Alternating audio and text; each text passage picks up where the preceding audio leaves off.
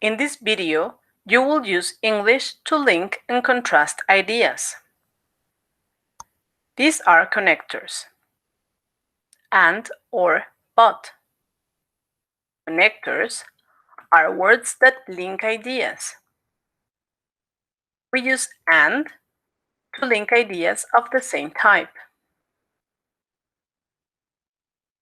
Now, let's see some examples. I relax and watch TV on Saturdays. I like baseball and I like soccer.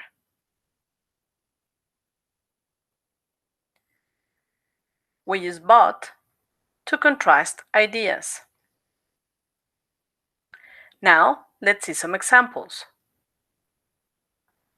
Mark likes milk, but he doesn't like coffee.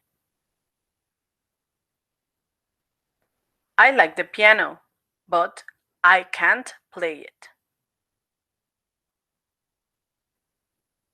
We use or to give options. Now, let's see some examples. Do you want to watch TV or go to the movies? On the weekend, I like to go out with my family or friends.